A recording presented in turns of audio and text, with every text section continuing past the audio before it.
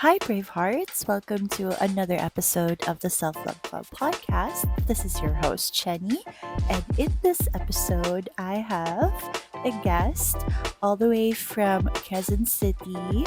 She is Katharina Francia, the woman behind hellodarling.ph. Look it up on Instagram. So she is a boudoir photographer, and I love the mission behind her brand. She helps women and men, not just women, embrace and appreciate their bodies, fostering a sense of confidence and self love through boudoir. And speaking of, that is going to be the topic for this episode. So it's all about embracing um, self confidence or developing self confidence and self love through engaging in a boudoir photo shoot. She goes by the name Kit. Hi, Kit. Thank you so much for accepting this collaboration and or gracing um, my podcast. Thank you for having me. Thank you. Tell us more about hellodarling.ph. What inspired you to start this movement? Before kasi I was in an emotionally abusive relationship. So, ayun, after meeting my husband, mas nagkaroon ako ng self-confidence kasi he was the one who bought me my first camera. Not really, yung professional. Kasi may camera ako na pang school before. Nag-break yung friend ko tsaka yung boyfriend niya, pinipicturean ko siya. So parang in a way, yun na yung ginagawa ko before. Pero hindi siya boudoir. Okay. So portrait lang. Parang pang-build lang ng self-confidence nila ulit. Ayusan ko sila. Mahilig kasi ako mag-picture ng friends ko dati. So yun. Then what led you to shoot boudoir after Ayun, portrait? oo. Kasi, wedding photographer kami before. So, Okay. yung clients namin, nagtanong yung isa. Sabi niya, kung marunong ako mag-shoot ng, ng boudoir. Pero, nung time na yon hindi pa talaga. So, Okay. nagtingin lang ako sa Pinterest. And then, yun na. Tapos, nagtuloy-tuloy na siya. Kasi may mga clients na din kami na nagtatanong kung If you shoot boudoir. Yeah. Tapos, kailan ba yun? 2017? 15? Yun, parang ganun yung time. Yung unang-una. Is it really specific? Like you train yourself for it? Or how? No. Wala naman. As it goes along, natututunan ko lang, nag-research din ako. Research for Pinterest. pegs. Oo. I myself, I love boudoir. I appreciate it as an art. Pero we both know in the Philippines, in our country, kasi conservative tayo, 'di ba? And people might see boudoir as malaswa. But for you, define boudoir. What is the boudoir for you? Boudoir is, di ba, simply, di ba, taking pictures inside intimate space, like a bedroom, ganon. Pero for me, ang nabibigay ng boudoir for a person is yung appreciation niya sa sarili niya. So, Love that. di ba, we all have flaws naman. So, if na, iba kasi yung nakikita ng ibang tao sa nakikita mo sa sarili mo. Like, if tumingin ka sa mirror, makita, ay, pimple, ganyan. Tapos, ang laki ng tiyan ko, ang laki ng hita ko, gano'n. Pero iba kasi kapag ibang tao na yung kumukuha. Di ba parang, ikaw, loved one, I don't feel beautiful today. Tapos sabihin naman ng friend mo, ganyan, parang hindi naman, ang ganda-ganda mo kaya, ganda ng eyes mo. So, ganun yung ginagawa namin. So, you put emphasis on the beautiful and sa whole. As a whole din. Okay. So, minsan, yung clients namin, pag nandun sila sa studio, ang nasasabi ko pa nga pala, ang ganda ng balakang mo. Sabihin nila, ha? Yun nga yung ayaw ko eh. Pero sige, tingnan mo. Papakita ko sa, ay, oo nga, ang ganda. Parang they see themselves in a new light. You know? I love that. Actually, share ko lang yung experience ko. I did that before Mm. with a different photographer. I was like, what if I have photos taken sa mga parts of me that nai-insecure ako. Mm.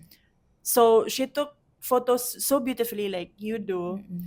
And doon ko nakita ang sarili ko in a different light. And Mm. I totally agree with you. I totally relate with what Kasi you said na-experience earlier. mo na. Yes.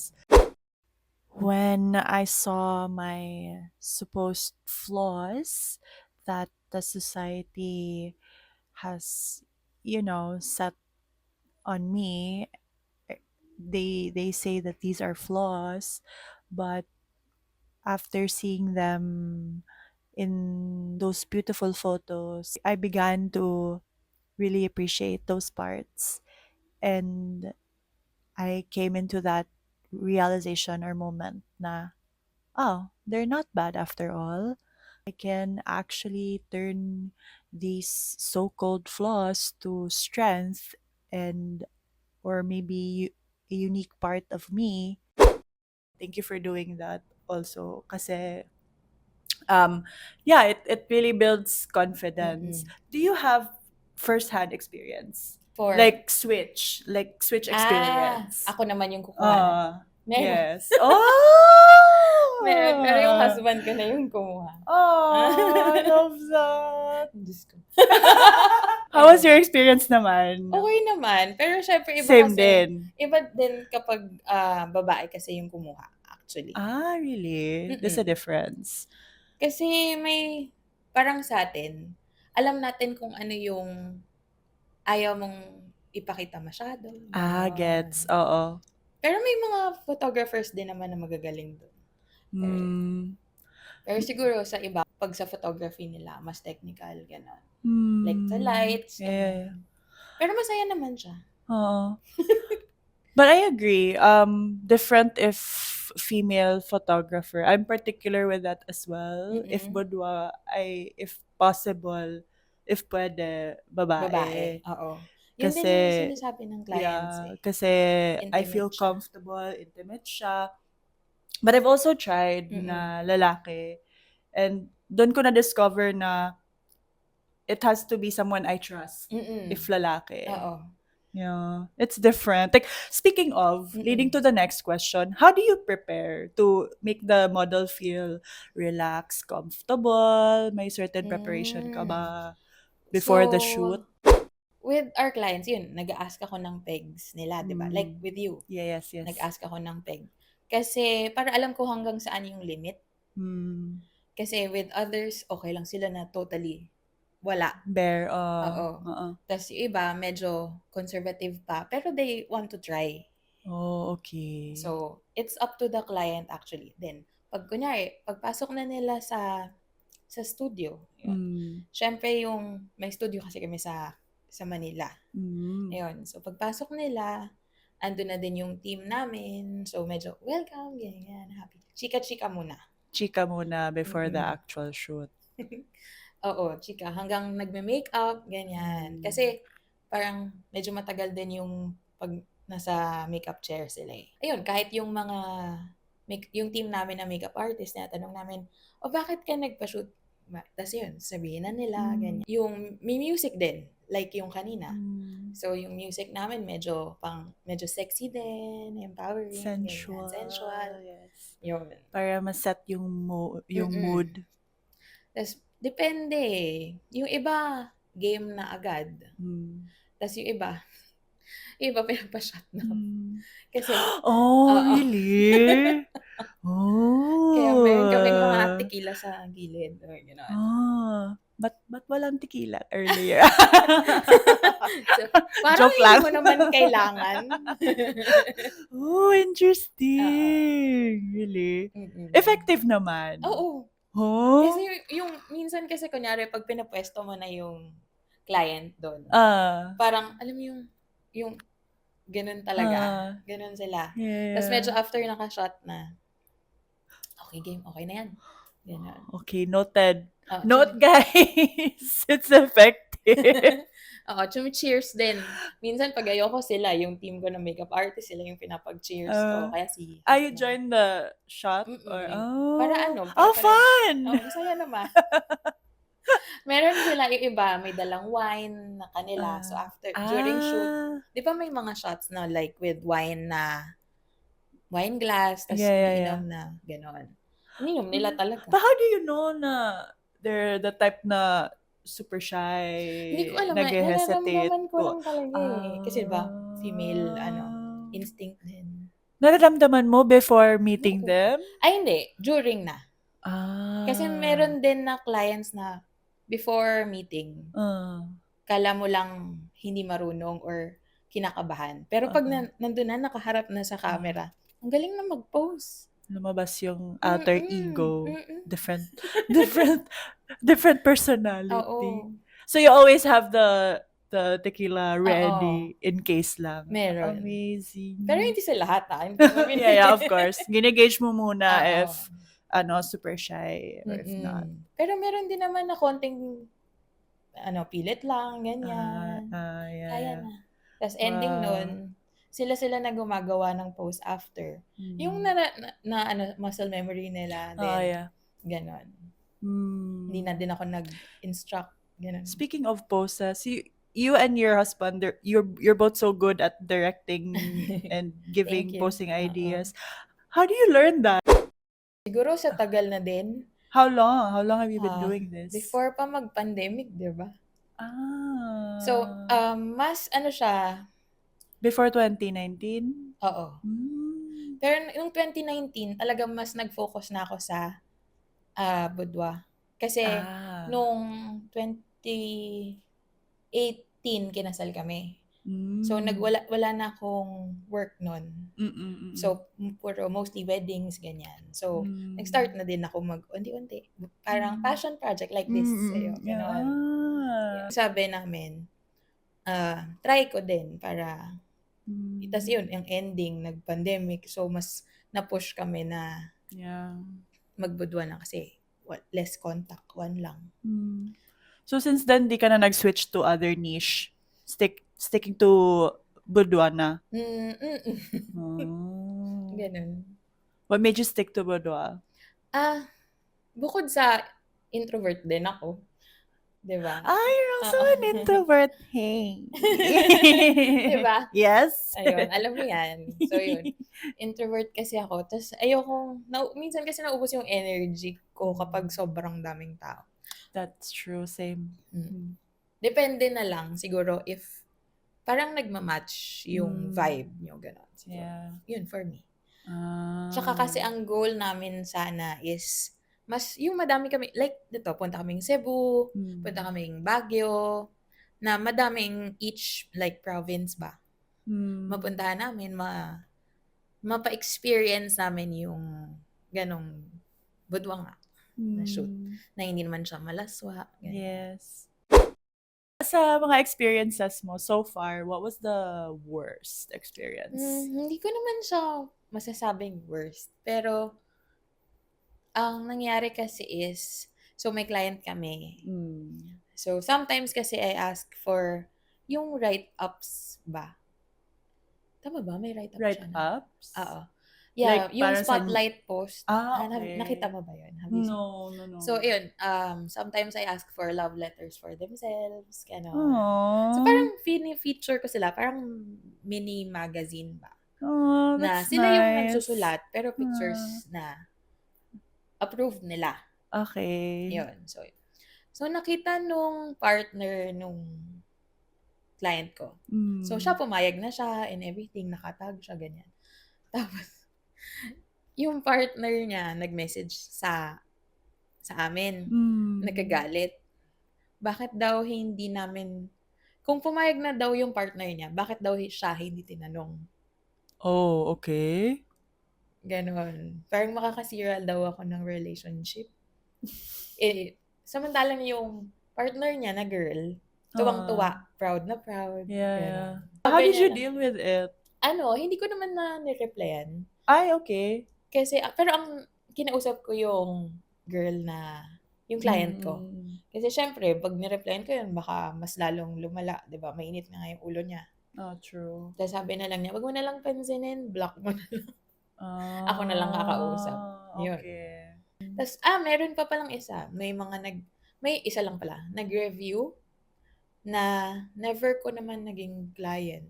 Hmm. Pero bad review siya. Ano sinabi niya sa review? Kalimutan ko na. Sa photos mo or Sa page. sa page? Pero, tas ang ending is, kahit yung mga client namin na lalaki, tas nababasa yung review niya, hindi din magets kung bakit.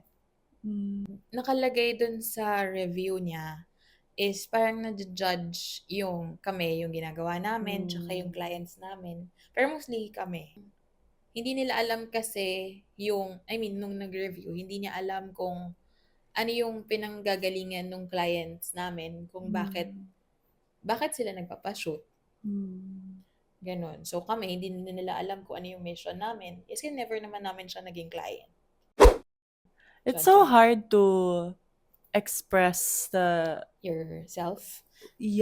and especially for women, the sensuality, femininity because of, the society, sa mga tao na grabe mag-judge. But speaking of, for women like that, na pinupull yung self nila away from, experiencing that, but they really want to experience it. What's your thought about this? Or what can you say sa mga babae na Madami na. wanna try it? Madami na din kasi kaming clients na super shy. Pero, as in, game pa din.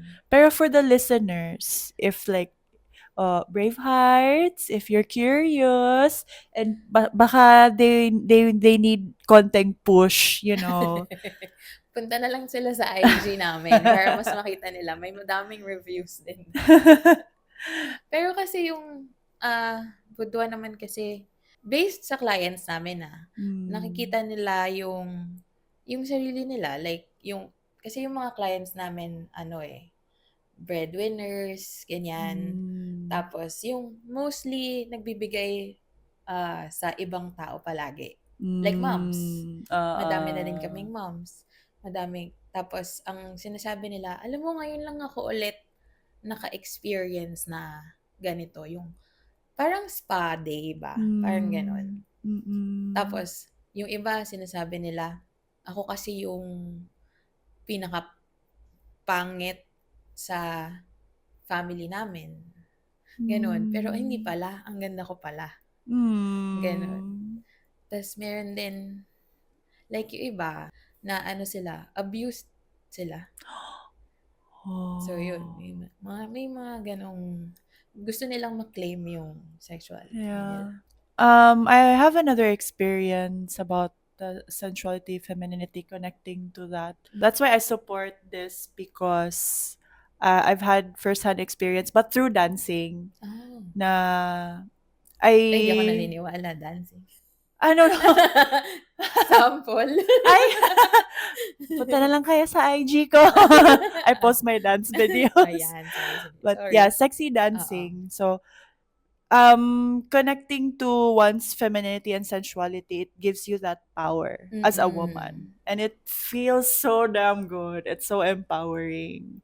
So thank you. Thank you for doing that. Thank you for for women, allowing me to share my story.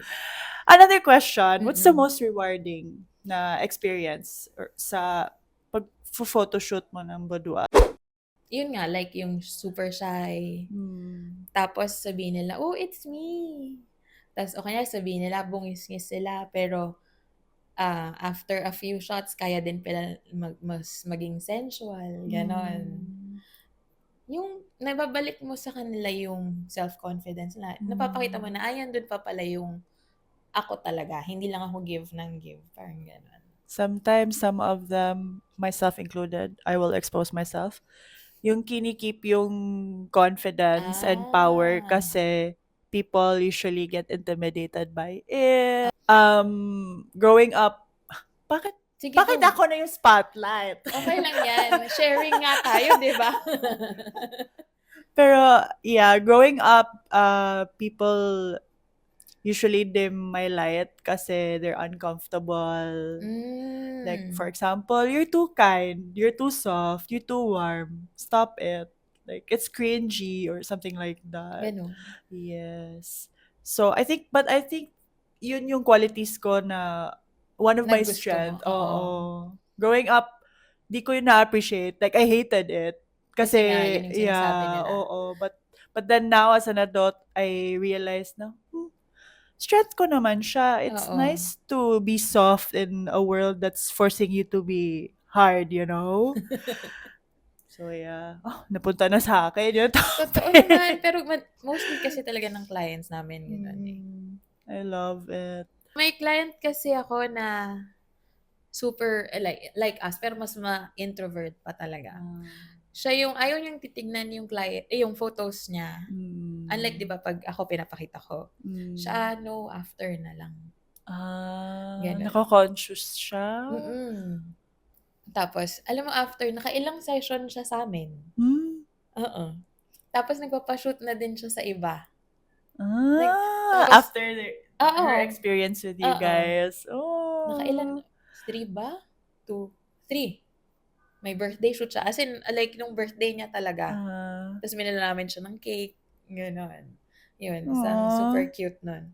Tapos meron pang isa, yung client din namin na, like, sa Baguio. On the day, kasi sabi ko, patingin po ng outfits nyo. Kasi, para makita ko yung fit. Tapos sabi niya, sige. Nag-send siya ng picture.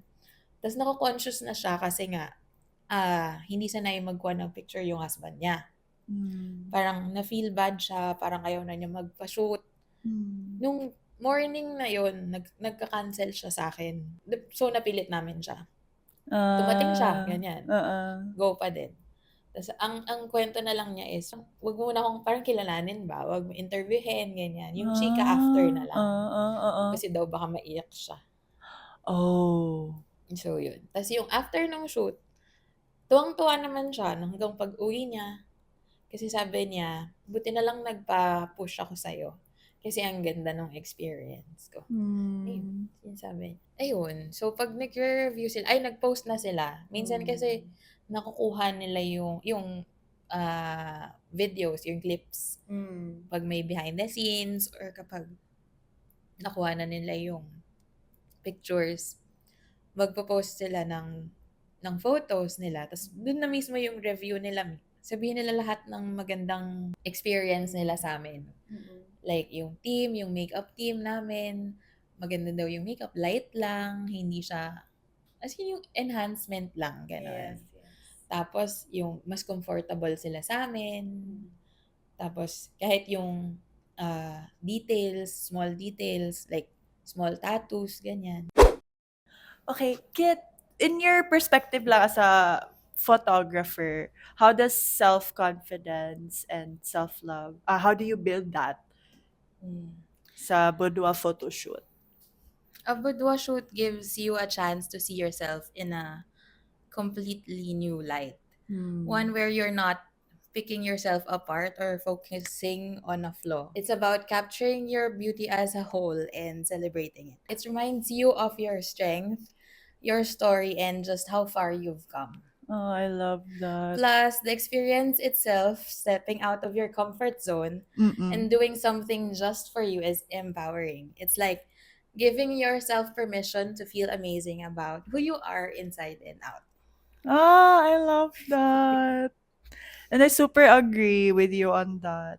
Na, yun nga, going back, it really gives you that power. It reminds you that you have that power. And that's how you get and you source that confidence and self-love. Kasi, doon naman yung importante. You source it from Yourself. inner self, from yourself, not from the outside sources. Kasi pag mag-shoot ka naman ng boudoir, hindi naman, di ba, lalapit sila sa'yo kasi they want it for themselves. They will push themselves din. Hindi naman sila magpapabudol kung ayaw nila. Yeah. Di ba? Yeah, that takes a lot of courage. Yun, totoo. Oo. Props to your clients. Oo, sobrang nakakatawa sila. Super. Sobrang thankful din kami kasi nire-refer din nila kami. So, kayo baka gusto niyo. Yeah, speaking of, please invite our listeners baka gusto nila mag-shoot with you, where can they find you? How can they contact you? Okay, so please follow me on IG, hellodarling.ph. Message me lang. And you can just discuss Yeah, we can the discuss the bag, details. the Yeah. rates, and all. Okay. Binibigay ko naman ng after booking kasi may Mm. binibigay akong guidelines or kung tips kung paano, Oh, gano'n. So, nice. yeah. Thank you so much, Kit. Thank you. Thank you for sharing your story and experience. Thank you And also. please continue doing what you're doing. Ikaw din. Thank you. Thank you, guys. Don't forget to follow Self Love Club Podcast and myself on all social media platforms. See you on the next one. Bye.